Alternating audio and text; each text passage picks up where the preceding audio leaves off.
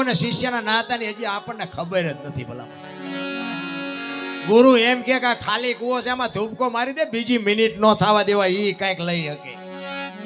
આ તો કે માઇલમાં બાપુ પડું તો પગ નો ભાંગી જાય, એનું કામ નથી. રામ દેવાયત પંડિત ને 750 સેવક હતા, પરીક્ષા કરી 4 વધ્યા.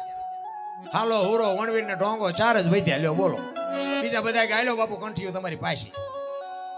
ગુરુ અને શિષ્ય, એક ગુરુ ને શિષ્ય બે આમ જતા હતા ને, ખેતરના શેઠે નીકળ્યા ને, એમાં બરોબર દી આય તમારો ટાઈમ.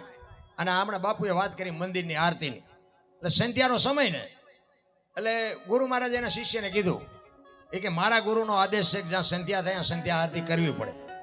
એટલે હવે આપણે સંધ્યા આરતી કરી પછી આપણે આગળ હાલી. દોલો ચેલો કે બાપુ હાવજની ડણકું સંભળાય છે, કોઈ નહીં આ પૂજા બૂજા ફાળે, નાસ્તો કરી જાય બે નો હલો કે બે ખેતરવા આગા. એ કે ના, મારા ગુરુનો આદેશ છે, હવે અહીંથી એક ડગલું ન હલાય. અને ગુરુ મહારાજે આસન જમાવ્યું, એ દીવો ને અગરબત્તી ના તે જે કાંઈ કરવાનું તે કર્યું. અને તુહી ગુરુ મહારાજને તાલ લાગી ગયો. પડખે ચેલાને પછી બેહવું પડે. ચેલો બેઠો પણ ઘડીએ ઘડી આંખ ઉગડી જાય, સિંહ બી આવશે તો, સિંહ બી આવશે તો. અને આવા કપાતર પાછા બોલે થાય તે, અને આંખો ઘડીએ ઘડીએ ઉગડતી ને એમાં બાપુ ગા ગા ગા ગા ગા ગા કરતો નીકળ્યો હવન.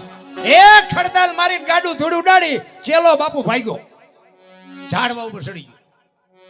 અને ઝાડવા ઉપર યોર્યો કે ગુરુ ગયા. અત્યારે જાજો ભાગ બધા નાસ્તા કરાવે એવા જ છે. ઈ બેઠો બેઠો જોવે છે કે હાવજ શું કરે છે ને ગુરુની શું દશા થાય છે. હાવજ આવ્યો, બાપુ ગુરુનો તાલ લાગી ગયો.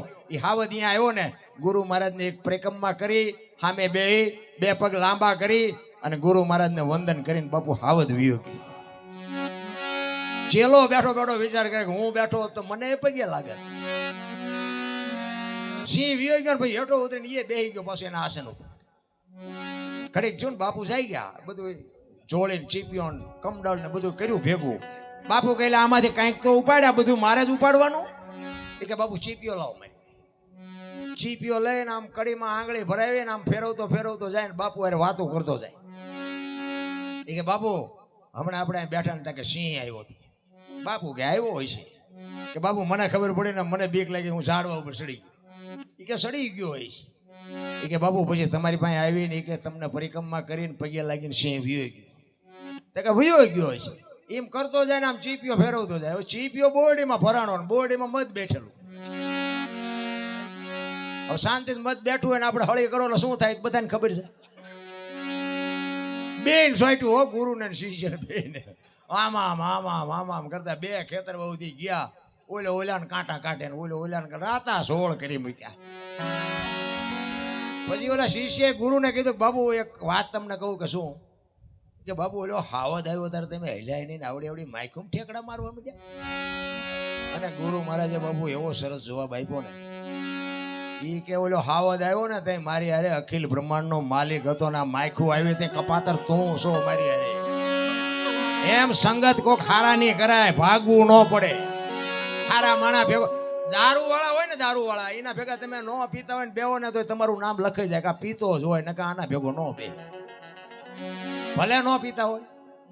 અને બાબુ હું તો એમ કહું છું પીતા હોય ને ન પીતા, બાકી પીતા પછી તમને ઘણા એવું થતું હોય કે એના બાપના પૈસા ક્યાં હતા, પીતા હોય પીજો પણ પીવાય નહીં. કંઈક ના ઘર બરબાદ થઈ ગયા છે, મેં મારી નજરે જોયા છે.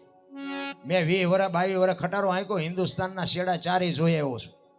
પણ કોઈ એમ કે દરબારે દારૂ પરમાટી ખાધી તેથી 5 લાખની શરત મારીને આવજો બાપુ, આ શિવની સાક્ષીએ કહું છું, મેં મારો દેહ નથી અભડાયો. સિદ્ધાંત હોવો જોઈએ, મારું કુળ કયું, મારું ખાનદાન કયું, મારા મા બાપ કોણ, આનો પાવર ન હોય મરી જવાય. સિદ્ધાંતથી જીવાય. ભલા સમાજ કોઈ બી હોય, એકતા, આ તમારી એકતા જોઈને તો બાપુ મને આજ આમ મારી કહું તૂટે. ખરેખર તમારી જે એકતા છે ખરેખર દિલથી સલામ કરું છું. અને આવીને આવી એકતા મારા બાપ રાખજો.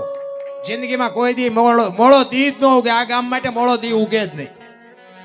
આ એકતાની જે મજા છે ને એ જ વાત જુદી છે. બાકી તો બાપુ છે ને જ્યાં ફાટા પડ્યા છે ને હગા ભાઈઓ ને બાપુ ફળિયામાં દિવાલું જોઈ લ્યો, આખા ગામ ધુમાડા બંધ દે, હગા ભાઈઓ ન હોય. આપણે એમ કે તારા ભાઈઓ એના હારે મારા આડી છે ને આના હારે જ ઊભી રાખવાની હતી. આડીના દીકરા હા તારી માનો જણ્યો ભાઈ છે, ભાઈઓના છોકરા ભૂખ્યા હોય ને તમે દુનિયાને ખવડાવો તો શું મેળ પડે? અરે કુટુંબ પરિવારની બાપુ એકતા હશે ને એની મજા છે. હું તો એમ કહું કે ભલે અંદર રોટલા એક બટકું રોટલા આટું ભાઈઓ માથે વિખવાદ થતો હોય, પણ હાંજનું ટાણું હોય ને વાળું પાણી કરીને બહાર ઓટલે 3-4 ભાઈઓ હોય ને બાપુ, એક ઓટલે બેસજો. દુનિયા જો આખી આંકવા ન લે કે હારો આમના ભાઈઓનો રાગ જેવો હશે, જોઈને બાપુ આંસકો લાગે માણાને કે આમનું નામ ન લેવાય. પછી સમાજ ગમે એ હોય, એક કાળમીન પાણો હોય ને એની માથે સીણી રાખી અને ઘરના ઘા કરો ને, કાળમીન પાણો તૂટે નહીં. બહુ મહેનત કરીને જયારે તોડો ને એને ક્રેક પડે ને, પછી ક્રેક પડે ને કાળમીન પાણામાં, પછી એમાં માટી ભરાય, અને માટી ભરાય ને પછી એમાં લાપડું મજા કરે. લખવું હોય તો લખી લેજો. લાપડું બધા ઓળખો? બાપા ઓળખે, બધા નહીં ઓળખતા હોય. માથાના વાળ જેવું ખડ ઉગે. ઈ તિરાડમાં કાળમીન પાણામાં સીણી નો અડતી હોય, એને તિરાડ પડે ને પછી બાપુ એમાં લાપડું ઉગે. લાપડું એમ કુટુંબમાં જેથી તિરાડ પડે ને પછી બહાર ગામના રાંકા આવીને તમારા કુટુંબમાં મજા કરી જાય છે. બાકી એકતાની જે મજા છે ને એવી આ દુનિયામાં ક્યાંય મજા નથી રામ. એટલા માટે એક સતી તોરણની વાણી કરવી છે મારે. આશિક બાપુ જેસલને સાંભળવા વાળા ઘણા છે, પણ મને એક ભાઈ કહેતા હતા, મને કે આ જેસલનો ઇતિહાસ તો જો આની સમાધિએ હું દર્શન કરવા જવું હોય, આ દુનિયા કે ડફોળ નથી. મેં કીધું દુનિયા ડફોળ નથી, પણ તું હું બે ડફોળ હોય એવું લાગે. પણ મને કે જોવો તો ખરા, ગાયું મારીને મોરલા માર્યા ના જાનું લૂંટીને આની સમાધિએ હું દર્શન કરવા જવું. પણ મેં કીધું 100 મણ કપા હળગાવવું હોય તો 100 મણ દેતવા જોઈ. એ કે ના 100 મણ દે તો મેં એક દિવાળી અડાડો તો 1000 મણનો ઢગલો હોય તો રેખ્યા થઈ જાય ને. તો કે હા. તમે એને એવું કંઈક કર્યું છે, આપણે બે ન જાય તો કઈ ફેર નહીં પડે. હજી તો આવા જ સંશોધન કરે. બોલો, આ ભજન જેથી કરે એનું કામ જ નથી રામ. આ અમે આખી રાત બોલ્યું કે અમારી ભૂલ થાય ને તો એની બાપુ નોંધ કરે દુનિયા. અમે અત્યાર સુધી સારું બોલ્યા એમાં કઈ મગજમાં ઉતર્યું જ નહીં. અમે રામના બદલે કૃષ્ણ બોલી જાય, સબરીના બદલે મીરા બોલી જાય, તેમાં આપ ચો મોટો ફાટી ગયો. પણ બાપુ ભાગ વિના નર પાવત નાય રામાયણ કહે છે. રામાયણમાં રામાયણનું નામ આવ્યું ને મને એક સાખી યાદ આવે છે કે